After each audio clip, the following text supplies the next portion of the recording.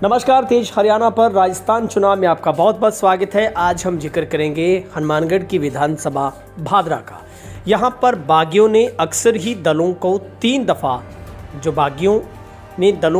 दफ़ा यहाँ पर खेल बिगाड़ा है। जीतने के बाद कांग्रेस के बागी बीजेपी में और भाजपा के बागी कांग्रेस सरकार में शामिल हुए हैं। विधानसभा चुनावों की बढ़ती सरगर्मियों के बीच में बीजेपी व माकपा सहित अन्य दलों से चुनाव लड़ने के इच्छुक प्रत्याशियों ने जनसंपर्क तेज किया है।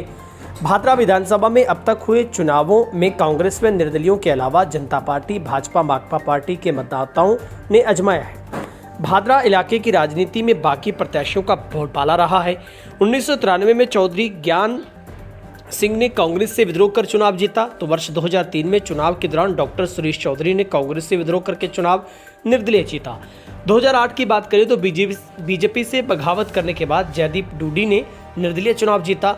2013 में पहली बार क्षेत्र में मतदाताओं ने बीजेपी को मौका दिया था। 2018 में जनता ने माकपा को पहली बार मौका देते हुए बलवान पूनिया को विधायक चुना।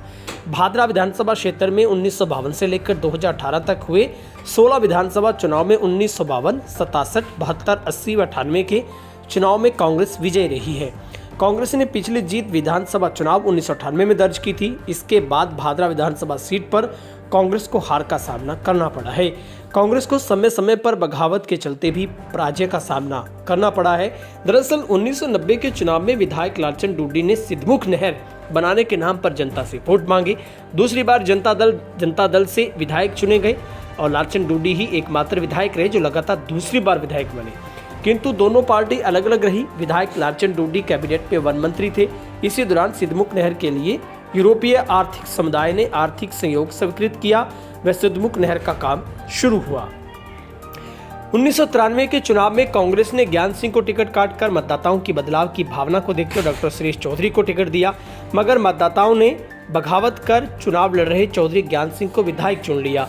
चौधरी ज्ञान सिंह तीसरी बार विधायक बने। बीजेपी के भैरव सिंह शेखावत को समर्थन देकर उनकी सरकार में स्वतंत्र कृषि राज्य मंत्री बन गए। उनकी पत्नी विमला चौधरी के निधन के बाद बदली परिस्थितियों के चलते उनका कृषि मंत्री पद नहीं रहा।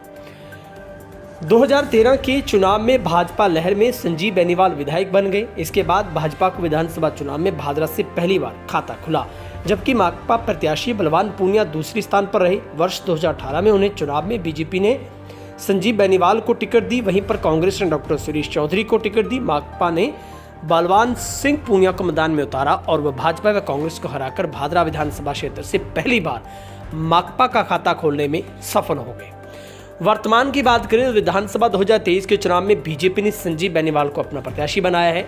माकपा प्रत्याशी के रूप में बलवान पूनिया मैदान में है, लेकिन कांग्रेस अभी तक इंतजार में है, घोषित नहीं हुई टिकट। यहाँ पर भादरा विधानसभा क्षेत्र के चुनाव में वर्ष 2018 के गोगामेडी के श्री गोरखनाथ मंदिर धूना प्रन्यास के अध्यक्ष में गोगामेडी सरपंच महंत रूपनाथ ने बसपा से चुनाव लड़ा था और 15,000 वोट हासिल किए। इस बार वो आम आदमी पार्टी के रूप में जनसंपर्क प्रत्याशी बनने के बाद कर रहे हैं। बसपा में रामनाथ शर्मा को अपना प्रत्याशी बनाया है। बरहानी के सरपंच राजेंद्र जलंधरा निर्दलीय प्रत्याशी के रूप में जनसंपर्क करते नजर आ रहे हैं। तो ये भादरा की हम आपको पूरी की पूरी एक रिपोर्ट बता रहे हैं कि किस तरीके से यहाँ पर जो हमेशा जिस तरीके से बागियों ने हमेशा यहाँ पर समीकरणों को बिगाड़ा है और 3 दफ़ा बागियों ने यहाँ पर पूरे के पूरे खेल को बिगाड़ दिया था। 1998 के चुनाव में कांग्रेस ने संजीव बेनीवाल को मैदान में उतारा तो जनता ने उनको चुन लिया। इसके बाद कांग्रेस ने संजीव बेनीवाल में ही अपना विश्वास बनाए रखा। अगले चुनाव में टिकट दी, मगर वे चुनाव हार गए। 2000 में रेणु हत्याकांड के चलते भादरा से हुए जन आंदोलन से 2003 के चुनाव की दिशा बदल गई। 2003 के चुनाव से कुछ समय पहले चौधरी लालचंद डूडी का निधन हो गया। 2003 के चुनाव में कांग्रेस ने संजीव बेनीवाल को फिर टिकट दिया। डॉक्टर सुरेश चौधरी ने बगावत कर निर्दलीय के रूप में चुनाव जीता। विधायक डॉक्टर सुरेश चौधरी ने उस समय भाजपा की सरकार को समर्थन दे दिया था।